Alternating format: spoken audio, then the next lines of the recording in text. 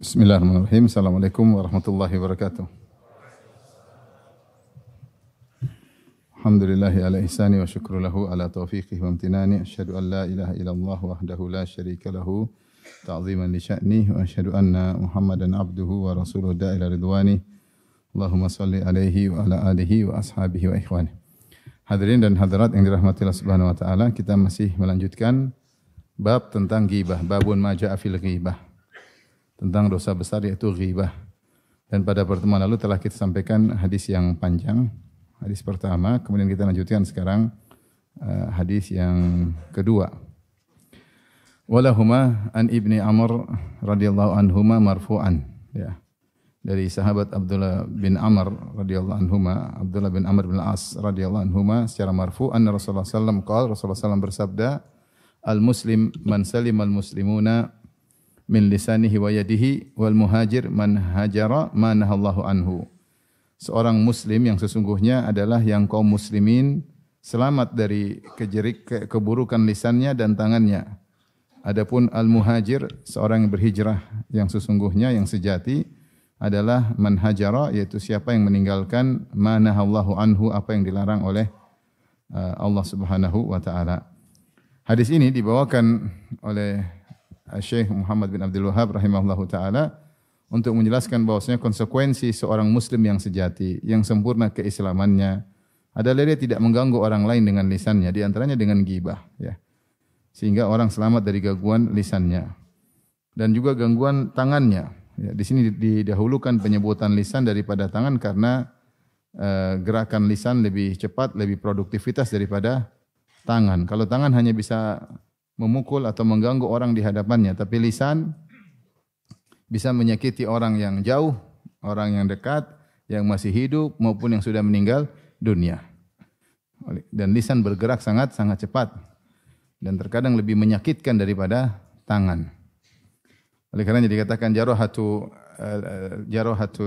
as-sinani lahal ti'amu wa la yaltaimu ma jarahal lisanu, atau wa la yaltamu ma jarahal lisanu. Luka akibat sayatan pedang masih bisa disembuhkan, tapi luka akibat sayatan lisan sulit untuk disembuhkan, ya. Oleh karenanya lisan didahulukan, dan sama dengan lisan adalah tulisan. Sama, tulisan kedudukannya sama dengan lisan. Sebagaimana engkau jangan menyakiti saudaramu dengan lisanmu, maka jangan juga sakiti dengan tulisanmu, dengan komentarmu, dengan pernyataanmu, statement yang kau sampaikan. Maka seorang waspada agar dia menjadi seorang muslim yang sejati, yaitu orang lain selamat dari lisannya dan tangannya. Kemudian setelah itu lanjutannya wal muhajir, dan muhajir yang sesungguhnya, yang sejati, yaitu yang meninggalkan apa yang Allah larang. Dan tentunya ini menjelaskan bahwasanya hijrah bukan hanya hijrah makaniyah, yaitu hanya meninggalkan tempat menuju tempat yang lain. Dan itu asal hijrah seperti itu, meninggalkan tempat yang buruk menuju tempat yang baik. Meninggalkan negeri kafir, darul kufur, menjadi kepada darul Islam, ke negeri Islam. Atau darul harb, negeri yang di situ diperangi, kepada darul aman, negeri yang aman. Dan para sahabat sudah mempraktikkan hijrah pertama dari Mekah ke negeri Habasyah, yaitu dari negeri yang mereka diperangi, mereka dibunuhin, mereka disiksa, ke negeri yang aman, padahal negeri kafir juga, yaitu negerinya Najasyi. Dan Najasyi beragama Nasrani dan rakyat juga beragama Nasrani, tetapi negerinya aman. Sampai akhirnya ada negeri Islam, itu Madinah, Al-Madinah An-Nabawiyah, Al-Munawwarah. Baru kemudian para sahabat berhijrah dari Mekah menuju Al-Madinah. Ini hijrah makaniyah atau hijrah hissiyah. Ada hijrah ma'nawiyah, yaitu meninggalkan maksiat. Meninggalkan. Ini hijrah yang sesungguhnya. Karena kenapa seorang diperintahkan hijrah secara fisik, meninggalkan Mekah menuju Habasyah atau Mekah menuju Madinah, agar mereka tidak bermaksiat, agar mereka bisa beribadah kepada Allah Subhanahu wa taala, ya. Oleh karenanya orang-orang yang tidak berhijrah akhirnya terjerumus dalam maksiat, tidak bisa menjalankan ketaatan kepada Allah, maka mereka tercela, kecuali mereka ada uzur. Dan hijrah meninggalkan maksiat adalah hijrah yang berkesinambungan dalam kehidupan seseorang. Berbeda dengan hijrah perpindahan fisik dari tempat ke tempat yang lainnya, mungkin sesekali Kalau memang darurat diperlukan, tapi hijrah meninggalkan maksiat, ini adalah hijrah yang sungguhnya. Siapa yang bisa senantiasa meninggalkan maksiat, maka dia sedang dalam hijrah. Sedang dalam hijrah. Dan Ibnul Qayyim punya pembahasan yang sangat indah dalam kitabnya Risalah Tabukiyah tentang hijrah yang hakiki. Tapi intinya Rasulullah mengingatkan, hijrah itu bukan cuma perpindahan fisik. Kalau orang berpindah fisik ke tempat yang lain, ternyata dia maksiat juga tempat yang lain, apa fungsinya dia berhijrah? Tujuan daripada hijrah adalah dia meninggalkan kemaksiatan, ya. Dan ini hijrah berlaku terus bagi seorang sampai dia meninggal dunia. Dalam riwayat yang lain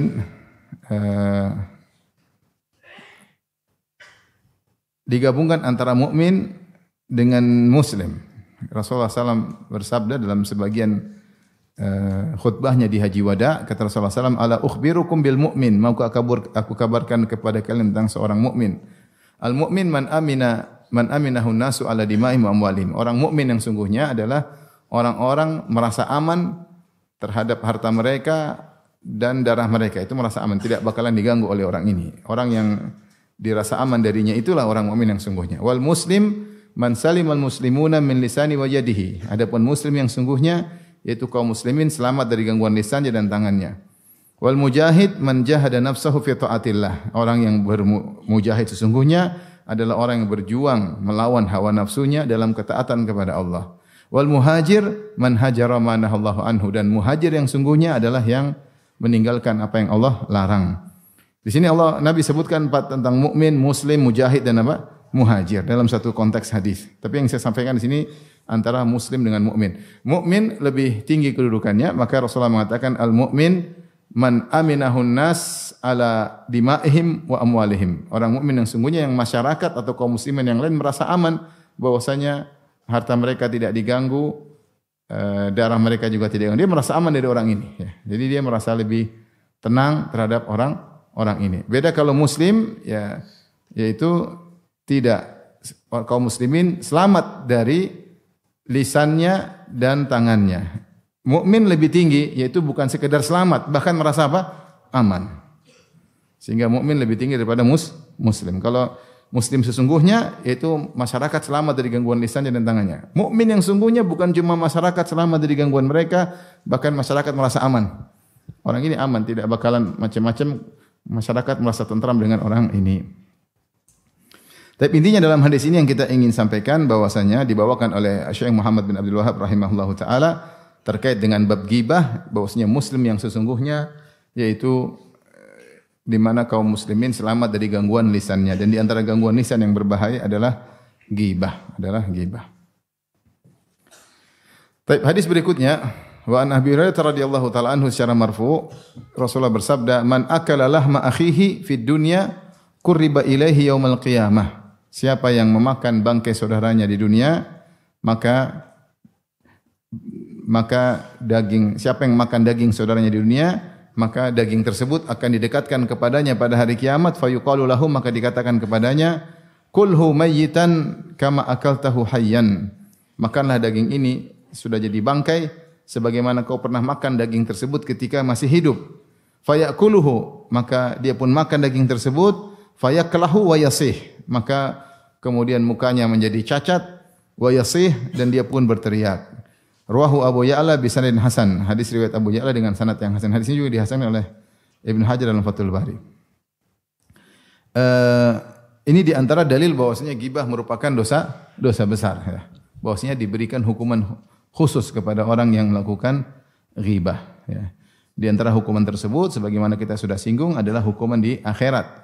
Dan ini dikuatkan oleh Ibnu Hajar dalam Fathul Bari karena sebagian orang mengatakan ghibah dosa tapi bukan dosa besar. Yang benar ghibah dosa besar. Ya, karena Rasulullah mengatakan di sini bahwasanya pada hari kiamat kelak orang yang suka ghibah, maksudnya makan daging manusia ketika masih hidup, maksudnya menggibah, bukan makan secara nyata.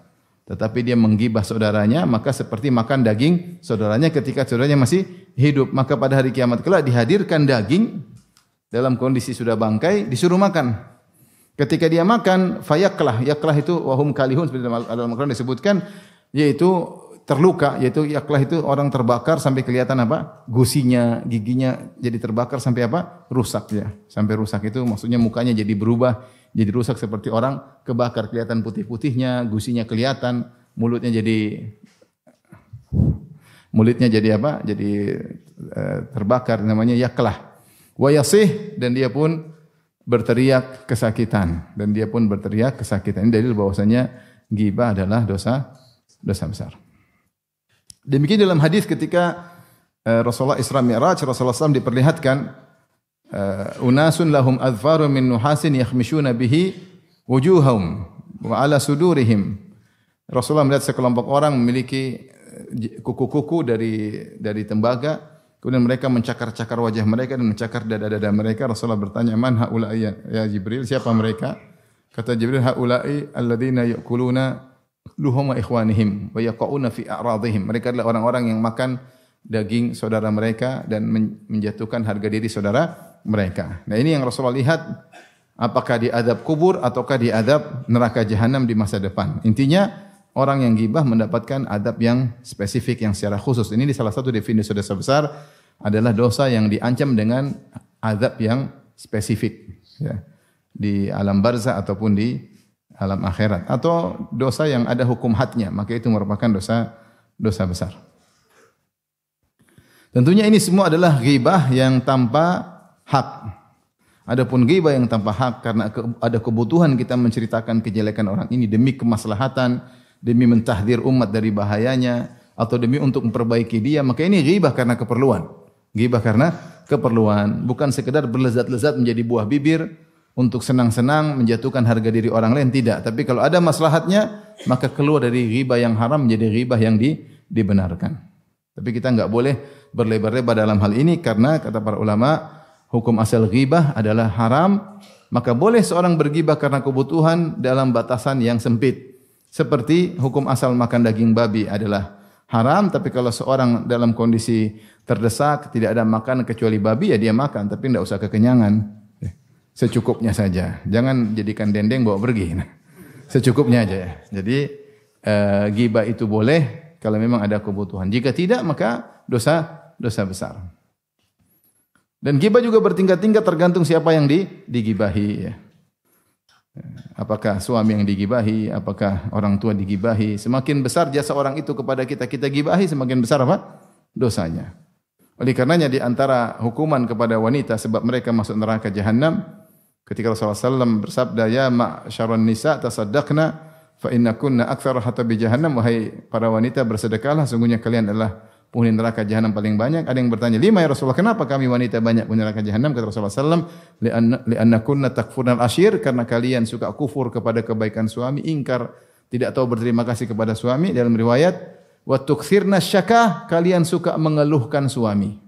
Mengeluhkan suami ghibah atau bukan? Ghibah, dia ghibahin suami. Ini dosanya tidak sama dengan ghibah ipar, beda.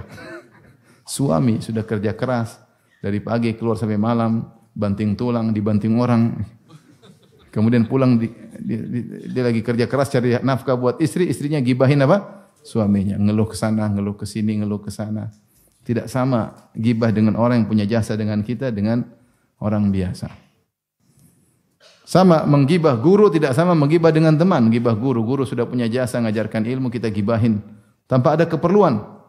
Kalau ada keperluan hak enggak apa-apa. Yang kita kasih tahu guru punya kesalahan agar ada yang menasihati, oke. Tapi kalau tanpa ada keperluan sekedar jadi bahan candaan, bahan tertawa, ya.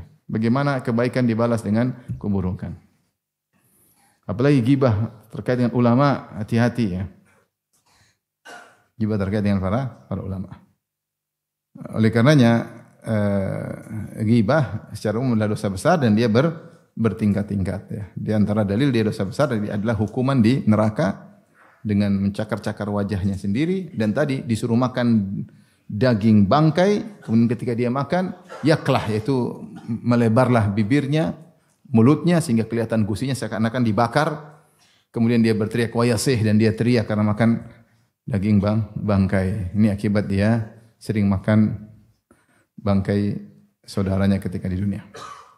Baik. Kemudian juga hadis berikutnya, wal Ibnu Hibbanin wa sahahahu anhu fi qissati Ma'is. Fi qissati Ma'is.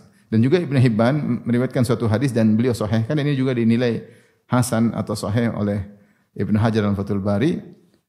Ibnu Hajar juga menukil hadis ini tentang kisah Ma'is. Ma'is al-Aslami adalah seorang sahabat yang mulia. Dia terjerumus dalam zina. Kemudian dia gelisah, dia lapor sama Nabi bahwasanya saya berzina. Maka Rasulullah kaget. Kata Rasulullah SAW, abika junun, kau gila? Lapor-lapor zina. Enggak, saya enggak gila.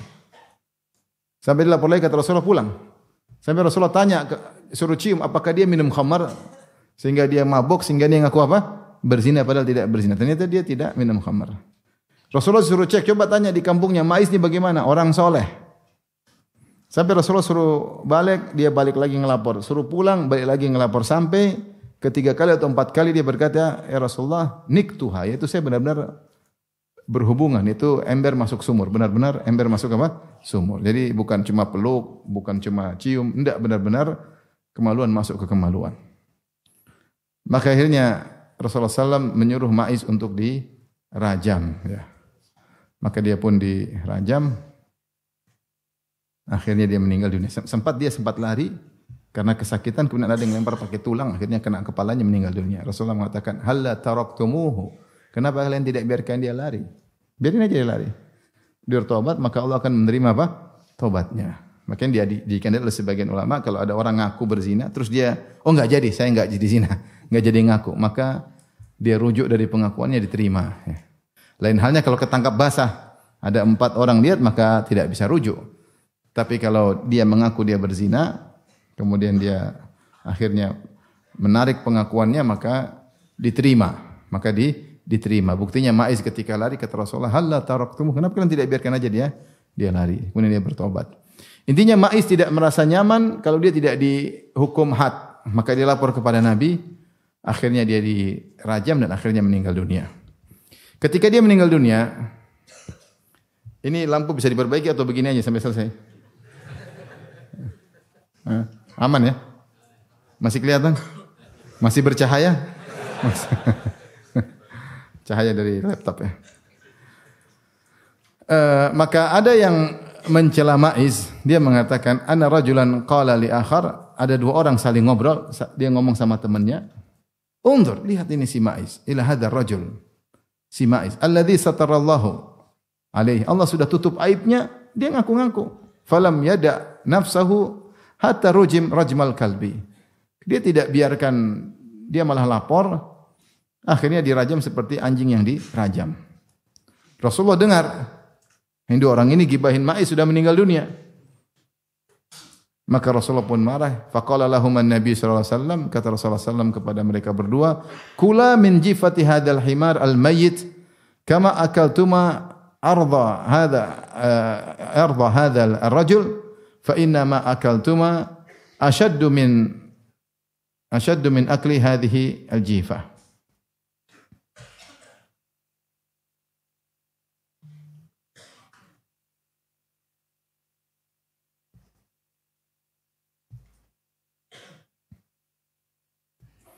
Kata Nabi SAW, makanlah kalian berdua dari bangkai himar yang sudah mati.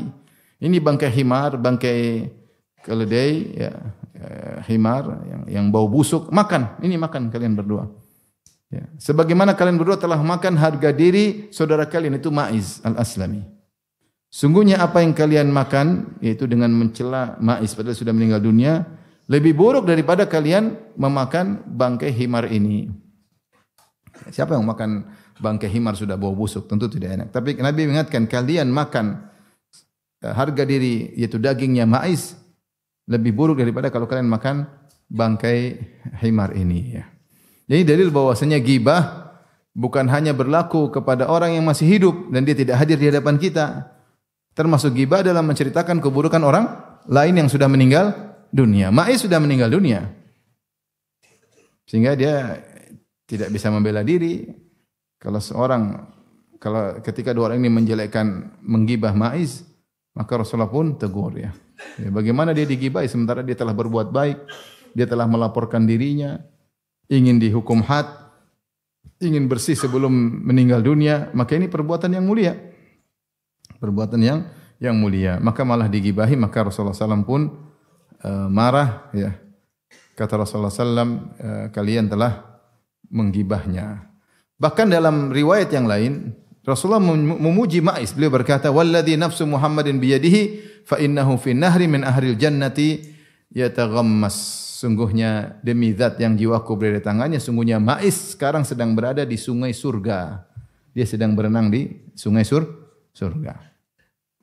Jadi dia, kenapa kau gibah? Yang dia baik, ngaku, ya. Meskipun resikonya harus dirajam, ya. Maka dan ini sama seperti ketika ada wanita yang mengaku zina, kemudian setelah itu dirajam, maka ada yang mencelanya, maka Rasulullah mengatakan laqad tabat taubatan, ya. Lau tabaha sahibu maksin la taballahu minhu, atau kama qala Nabi sallallahu alaihi wasallam. Kata Rasulullah sallallahu sungguh wanita yang telah bertobat dengan tobat, kalau seandainya penarik pajak bertobat dengan tobat seperti ini akan diampuni. Tobatnya wanita itu berat, ya, dia bisa bertobat sampai rela dirajam. Ini tobat yang sungguh-sungguh luar biasa. Kata Nabi, seandainya penarik pajak bisa bertobat seperti tobatnya perempuan ini, maka akan diampuni. Tapi kalau tobatnya cuma gini-gini, enggak diampuni. Jadi dalil bahwasanya gibah terhadap orang yang masih hidup maupun orang yang sudah meninggal dunia, ya. Dan kita tahu bahwasanya Rasulullah melarang kita mencela orang sudah meninggal. La tasubul amwat fa innahum qad afdha ila ma qaddamu. Jangan kalian mencela orang sudah meninggal. Mereka sudah mendapati apa yang hasil dari perbuatan mereka. Ngapain kau tambah-tambah lagi? Ya sudah, mereka kalau dapat surga dapat hukuman azab kubur, ya sudah, ngapain kau tambah-tambahin lagi? Udah enggak cukup, sudah cukup. La tasubul amwat, jangan caci maki mayat yang sudah meninggal. Mereka sudah menuju hasil dari perbuatan mereka selama ini. Tidak perlu komentar-komentari lagi. Rasulullah larang, ya. Lain halnya kalau kita memberi peringatan akan kesalahannya, karena dia punya kesalahan yang tersebar, itu lain cerita. Bukan dalam rangka untuk mencela dia, tapi untuk apa? Menjelaskan kepada umat akan kesalahannya agar tidak ditiru dan tidak diikuti.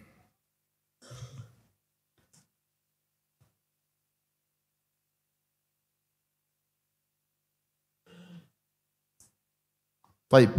Kita lanjutkan. Hadis berikutnya, walahuma an Ibni Abbasin radhiyallahu anhuma anna Nabi sallallahu alaihi wasallam marra bi qabrain. Sahih dalam Sahih Bukhari, Sahih Muslim, walahuma masih Sahih Bukhari, Sahih Muslim, dari sahabat Ibnu Abbas radhiyallahu anhuma, Abdullah bin Abbas radhiyallahu anhuma, bahwasanya Nabi sallallahu alaihi wasallam melewati dua kuburan. Faqala, kemudian Rasulullah SAW berkata, innahuma la yu'adzabani. Sungguhnya kedua penghuni kubur ini sedang diadab. La yu'adzabani, Rasulullah pakai fi'il mudhari', itu present tense, ya. Mereka berdua sedang diadab. Wa ma yu'adzabani fi kabirin, bala innahu kabir. Mereka berdua sedang diadab bukan pada perkara besar. Justru ini perkara besar. Maksudnya apa?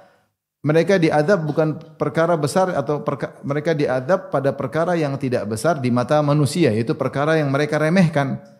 Meskipun mereka remehkan, ternyata ini besar di sisi Allah Subhanahu wa taala. Amma ahaduhuma, adapun yang satu diadab fakana la yastabri'u minal baul, dia tidak bersih ketika buang air kecil. Wa amal akharu fakana yamshi bin namim, adapun yang satu diadab karena namimah, mengadu domba. Ini riwayat dalam Sahih Bukhari, Sahih Muslim. Dalam riwayat yang lain, wa akhrajal Bukhari fil adabil mufrad nahwahu min hadithi Jabir. Al-Imam Bukhari mendatangkan riwayat dari sahabat lain, dari Jabir. Kalau tadi Ibnu Abbas, dari riwayat Jabir dengan lafal yang berbeda. Amma ahaduhuma fakana yaktabun nas. Yang satu tidak bersih kencing, yang satu karena menggibah manusia, bukan namimah tapi menggibah. Demikian juga wali Ahmad bi sanadin sahihin maknahu, demikian juga dalam riwayat yang lain dalam Musnad Imam Ahmad dengan sanad yang sahih, maknahu min hadithi Abi Bakrah, dari hadis riwayat Abu Bakrah radhiyallahu anhu. Wali Abi Daud At-Tayalisi, demikian juga Sunan Musnad Abi Daud At-Tayalisi an Ibni Abbas radhiyallahu anhuma mithlahu bi sanadin jayyid, dengan sanad yang jayyid. Jadi dalam beberapa hadis disebutkan bahwasanya yang satu karena tidak bersih dalam kencingnya, yang satu karena ghibah. Maka Ibnu Hajar rahimahullah mencoba mengkompromikan bagaimana riwayat ini, karena dalam satu riwayat Ibnu Abbas yang masyhur dalam Sahih Bukhari, Sahih Muslim, Adapun yang satunya tidak bersih ketika kencing, yang satunya karena namimah. Paham? Namun datang dalam riwayat yang lain hadis Jabir, kemudian hadis Abi Bakrah dan juga Ibnu Abbas dalam riwayat yang lain, yang satu karena ghibah. Nah, bagaimana kita mengkompromikan dua hadis ini? Ada yang mengatakan bahwasanya ini adalah sama, kejadian cuma sekali. Sehingga yang dimaksud dengan orang yang namimah, dia ghibah plus namimah. Dia melakukan ghibah plus dalam rangka ala wajhil ifsad, ingin mengadu domba. Dan orang namimah kebanyakan gitu, menceritakan kejelekan orang lain tidak di hadapan orang lain tersebut. Sehingga dia ghibah plus mengadu domba, namanya ghibah namimah. Atau kemungkinan terjadi dua kali. Rasulullah melewati dua kuburan, Rasulullah jelaskan satu karena namimah dan karena tidak bersih kencing. Kemudian dalam peristiwa yang lain, yaitu ta'addudul kisah yang berbeda, Rasulullah mengatakan ini satu karena tidak bersih dalam kencing, yang satunya karena ghibah. Allah alam bisawab, sepertinya kejadiannya satu ya. Kejadian satu ya. Karena tidak masyhur Rasulullah SAW mengulang-ulangi kejadian tersebut, paling cuma sekali. Tapi ada kemungkinan bisa jadi dua kejadian. Intinya dalam sebagian riwayat orang ini disiksa karena ghibah. Ini dalil bahwasanya ghibah merupakan dosa besar karena diancam dengan azab khusus di kuburan karena ghibah. Selain namimah juga karena ghibah. Maka kita waspada, jangan sampai sudah rajin ibadah gara-gara kita ghibah akhirnya sebab terjerumus dalam azab kubur gara-gara ghibah ya. Tapi adapun yang pertama, yang satu karena tidak bersih dalam kencingnya, maka ada beberapa riwayat. Riwayat pertama, la yastabri'u min baulihi. Yang kedua riwayat la yatanazzahu an baulihi. Riwayat yang ketiga, la yastatiru min baulihi. Ada tiga riwayat, la yastatiru, la yatanazzahu, la yastabri'u. Maka yang dimaksud dengan maknanya la yastabri'u dijelaskan oleh para ulama, yastabri'u itu ketika dia kencing, dia tidak selesai. Masih ada sisa-sisa, dia langsung pergi. Sehingga asal cebok belum selesai, sehingga ketika habis kencing keluar lagi, netes lagi. Akhirnya terkena apa? Pakaiannya. Kemudian dia sholat, akhirnya sholatnya tidak diterima gara-gara kencing tersebut. Ini salah satu pendapat. La yastabri'u. La yatanazzahu maksudnya dia tidak menjauhkan dirinya dari akibat percikan apa? Kencing. Harusnya kalau dia kencing, dia jaga jangan sampai percikannya balik. Kalau balik bisa mengotori apa? Pakaiannya atau mengotori jasadnya sehingga jasadnya ternajisi. Padahal di antara syarat salat adalah harus bersih badan dari najis dan harus bersih pakaian dari apa? Najis. Maka hati-hati. Terutama kalau kencing berdiri ke arah kepada tempat yang keras. Kalau tempat yang lembut mungkin tidak kembali, tapi kalau keras bisa kembali lagi. Maka waspada ya.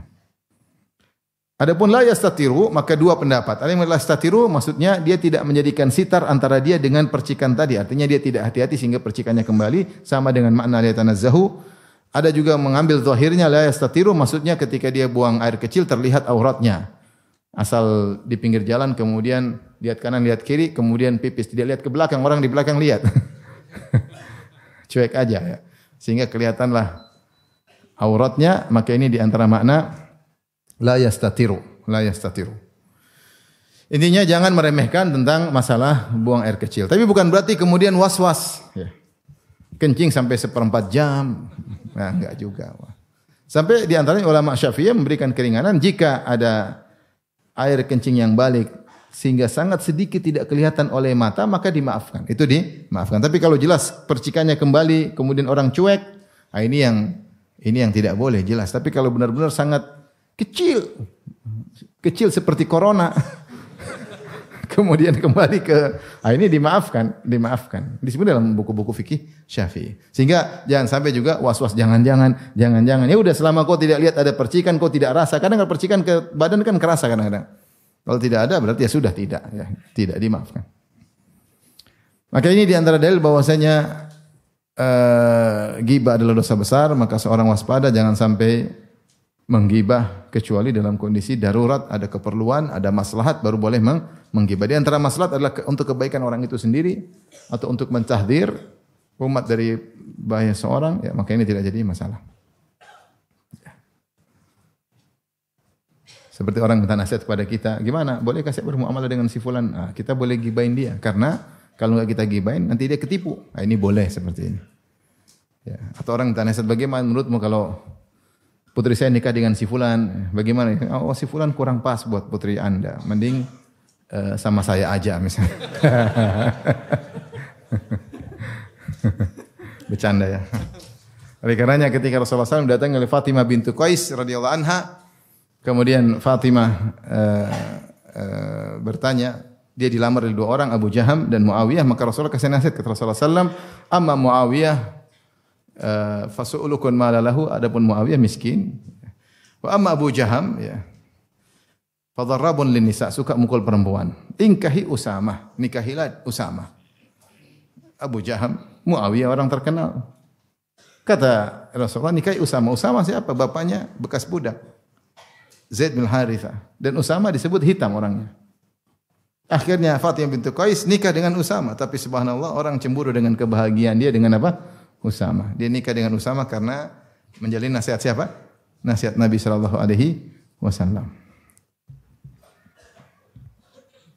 Taib, hadis berikutnya masih tentang ghibah. Wali Tirmidzi wa sahhan Aisyah radhiyallahu taala anha qalat. Dari Aisyah radhiyallahu anha beliau berkata, "Hasbuka min Safiyati kadza wa kadza." Kata Aisyah kepada Nabi, "Cukuplah engkau dari Safiyah, dia tu begini-begini." Qala ba'dhur ruwat, sebagian perawi hadis berkata, "Ta'ni annaha qasirah." Bahwasanya Aisyah mengatakan, "Innaha qasirah." Safiyah tu pendek. Jadi Aisyah cemburu kepada Safiyah. Aisyah bilang, "Sudahlah Rasulullah, Aisyah tu Safiyah tu pendek ya." Ya biasalah kalau sama madu seperti itu. Kalau madu ya seperti itu. Ya. Madu dengan madunya ya begitu, saling cemburu. Itu terjadi bahkan di rumah tangga Nabi SAW. Ini Aisyah yang ceritakan hadis ini. Aisyah menjelaskan dia pernah salah. Padahal ini aib Aisyah.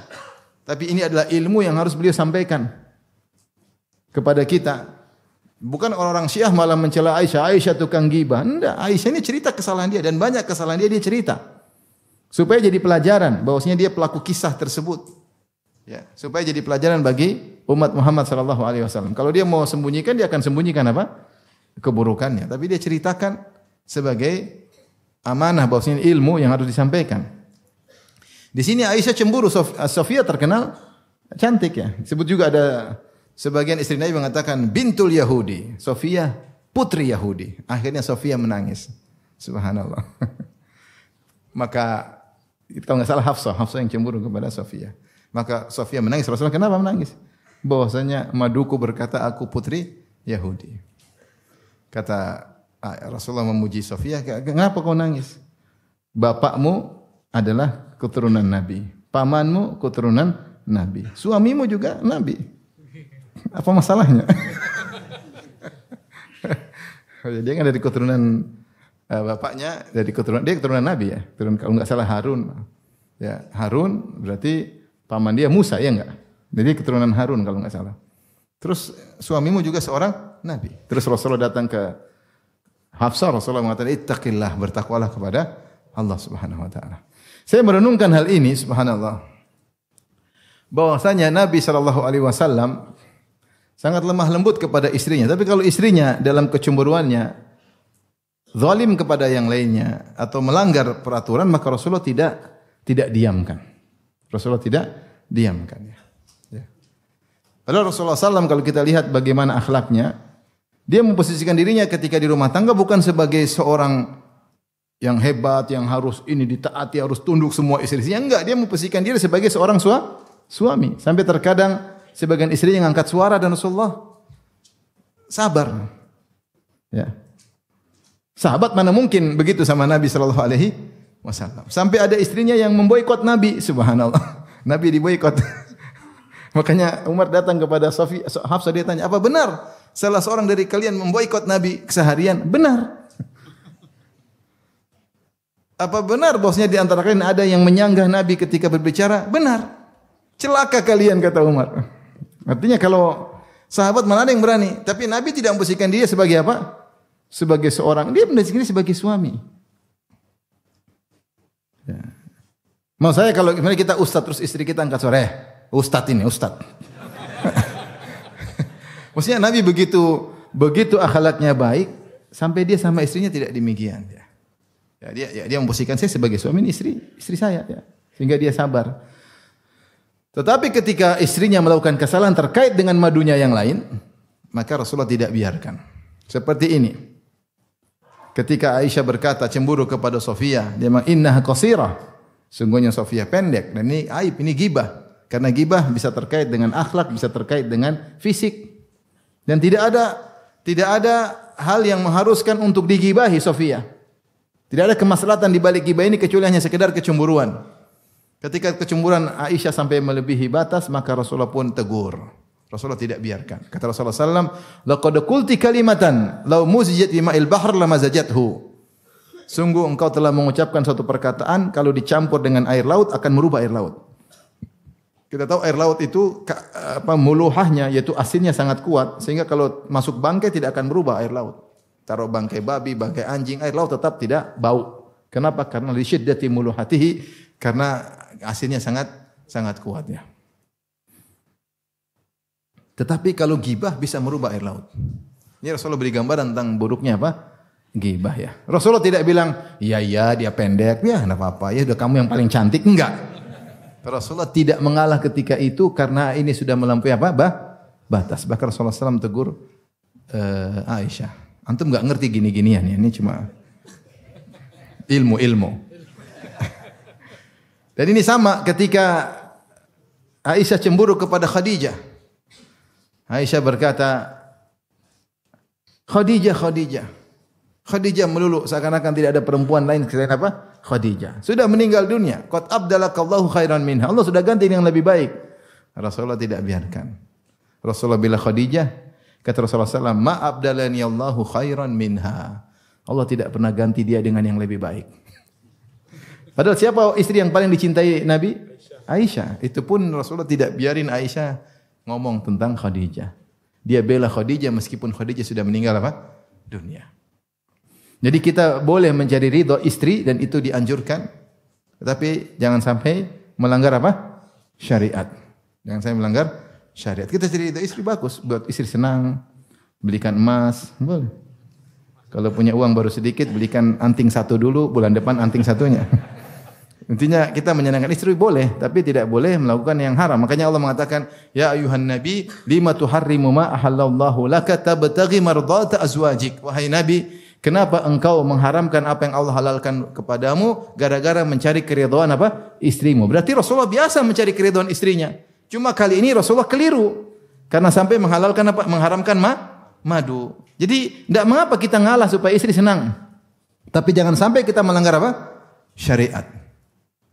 Sehingga ketika istri gibah kita harus tegur. Enggak boleh begitu, enggak boleh. Enggak boleh ya. Kita tegur. Lihatlah ketika Rasulullah lagi di rumah Aisyah. Kemudian banyak tamu datang. Tiba-tiba ada kiriman makanan dari istri yang lain. Kalau enggak Sofia, Ummu Salamah. Ada pembantu bawa makanan di piring kepada rumah Aisyah. Ini melanggar kode etik poligami. Harusnya biar istri di sini yang melayani. Tahu-tahu ada dan niat baik, mungkin Sofia ingin bantu ya. Kirim makanan, ada tamu. Akhirnya Aisyah cemburu, Aisyah pukul radhiyallahu anha, pukul tangan pembantu tersebut, piring jatuh, makanan tumpah. Rasulullah tidak marah, Rasulullah mengatakan gharat ummukum 3 kali. Kata Rasulullah SAW, ibu kalian telah cemburu, ibu kalian begini karena cemburu, ibu kalian begini karena cemburu. Yaitu maklumin aja maksudnya. Maklumin aja ya. Ya, ini dia begini karena cinta kepadaku ya. Bagaimana mungkin saya mau marah kepada orang yang salah karena cinta? Subhanallah. Jadi kalau antum istri buka HP ada WhatsApp dari akhwat, dia banting tuh HP, ya, antum jangan marah ya. Dia banting HP karena saking cinta sama antum. Gimana kita mau marah sama orang yang salah karena saking cinta sama kita? Dan mustahil ya, namanya kehidupan rumah tangga berpoligami tanpa ada kecemburuan, mustahil. Saya ingin kau jangan cemburu, itu mustahil. Cinta itu berbanding lurus dengan cemburu. Kalau cinta pasti cemburu. Kalau tidak cinta, sak karepmu. Sudah tidak cinta lagi. Cinta itu berbanding lurus dengan apa? Cemburu. Kalau cinta ya pasti dia cemburu. Nggak mungkin kita bilang kamu cinta tapi nggak boleh cemburu. Ya nggak bisa. Kodrat wanita kalau sudah cinta dia pasti apa? Cemburu. Maka anggap saja itu suatu kelaziman. Ya, tidak bisa dipisahkan. Kalau kau ingin istrimu mencintaimu maka wajar dia cemburu. Kalau dia sudah tidak cemburu lagi, waspada. Dia udah mati rasa, udah nggak sayang sama. Kalau dia nggak cinta lagi, bagaimana hidup rumah tangga tanpa cinta? Ya susah. Tidak seindah ketika masih saling mencintai. Maka Rasulullah SAW pun memaklumi ketika Aisyah marah, tetapi ketika kesalahannya harus diperbaiki. Maka Rasulullah kumpulkan makanan, kemudian dia ambil piringnya Aisyah, dia taruh di piring baru, maka dikembalikan piringnya kepada sang pemilik piring yang pecah. Dahulu ibu-ibu tidak seperti sekarang, piringnya banyak. Saking banyaknya bisa jadi piring terbang. Dulu piring sedikit. Sehingga ketika satu piring hancur suatu harta yang bernilai. Maka Rasulullah SAW ganti piring si fulanah mungkin Sofiyah dengan piringnya siapa? Aisyah. Keadilan tetap terjaga tetapi memberi udzur kepada kesalahan apa? Istri. Beri udzur kepada kesalahan istri. Ada kawan panitia pengajian, Ustadz, saya suatu hari di depan rumah saya, ada ibu-ibu datang tanya, Pak, rumah Bapak ini di mana? Saya keluar, saya kasih tahu, sebelah situ Bu, belok kanan nanti lurus, itu sebelah kiri. Saya balik, pagar udah dikunci sama istri saya. Enak aja bicara sama akhwat, dikunci dari, saya nggak bisa masuk. Subhanallah, saking cemburunya. Dia padahal cuma kasih tunjuk jalan aja. Istrinya ternyata perhatikan. Dada. Luar biasa. Perempuan tuh makhluk yang luar biasa. Baik. Qalat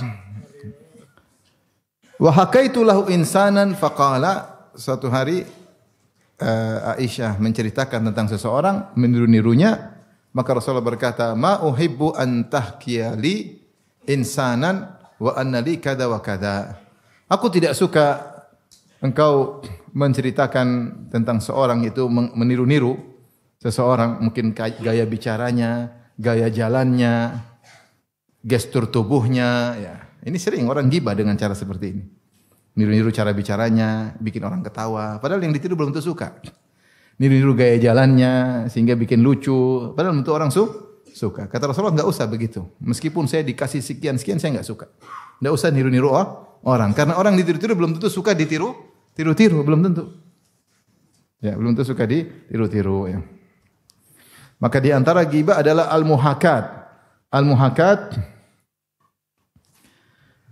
adalah meniru-niru orang untuk meniru-niru orang sehingga terkadang dia tidak suka ditiru. Ini adalah bentuk ghibah. Maka Rasulullah menasihati Aisyah, jangan ya.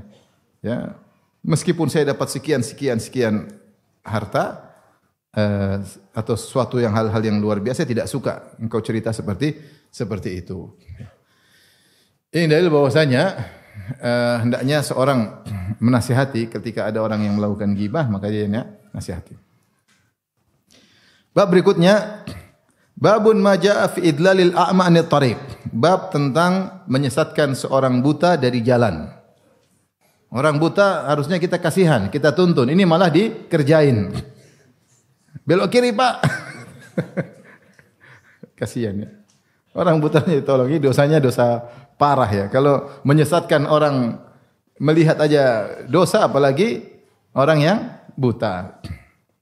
An Abi Hurairah radhiyallahu anhu anna Nabi sallallahu alaihi wasallam la'ana man adalla al-a'ma 'anil tariq. Dari Abu Hurairah radhiyallahu anhu bahwasanya Rasulullah sallallahu alaihi wasallam melaknat orang yang menyesatkan orang buta dari jalan. Ya, tentunya ini adalah